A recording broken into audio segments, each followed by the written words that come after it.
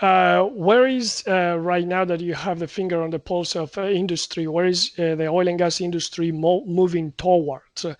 In this chaotic moment, do you see pointing towards specific activities? No, I mean, right now, I think what you're seeing is everybody is trying to survive.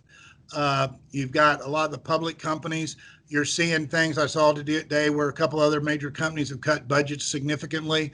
So you're seeing companies go in and cut their drilling budgets, cut their personnel budgets, and stuff like that.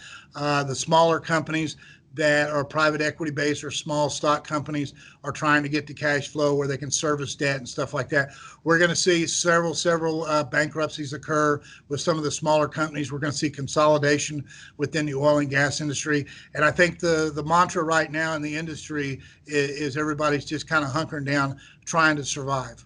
And are we going to reemerge as we were before, or something extraordinary is going to happen and is going to change the oil and gas industry?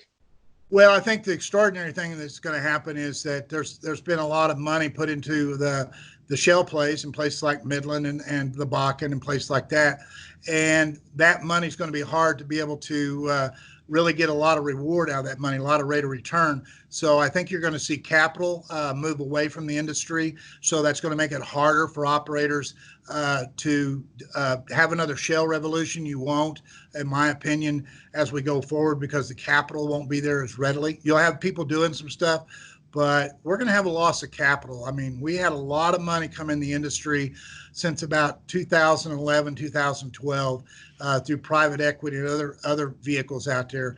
And with that gone, it's going to make it harder for companies to drill. And now you're seeing all the private companies, all the big companies, even the Exxon, Chevrons, and Mobil, Exxon Mobil, Chevrons, all the big companies, Totals, and Equinor and Eni, and all those, they're having to go in and live within cash flow regimes, and credit's going to get harder. So with that, we're going to see less drilling, less activity. I see. So probably re-emerging with less companies in absolute numbers, where the majors, they become bigger.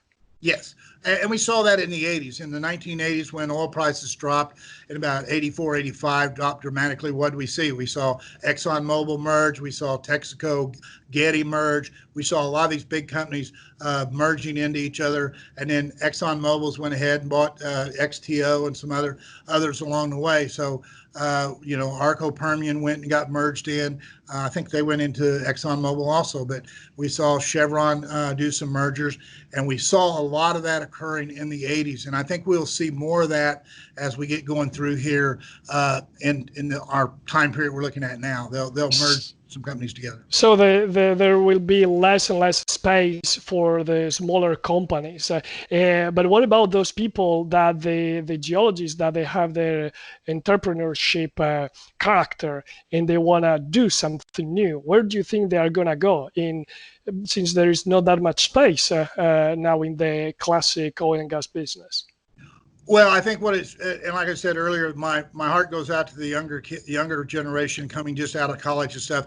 It's going to probably be harder for them to work into the space. Some of the people have been in the industry about 10 years.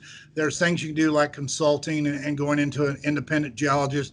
If you're someplace like Midland, you can go out and start generating a prospect and sell a prospect and make a little bit of money and make a good livelihood. You get lucky and you find a nice little play. You can make a really good living. But there's been a lot of people in Midland that have made really nice careers out of just being independents and consultants. And when things start coming back, you're going to find a lot of these companies are going to be understaffed, and they're going to need staff. And so sometimes they're going to go out and find that staffing through things like consultants and stuff. So they'll go in and hire consultants to come in and handle things like geosteering or some other things, or well site work, or help with maps. They'll hire consultants to do it versus bringing somebody on staff for 2 or 3 years and then having to let them go.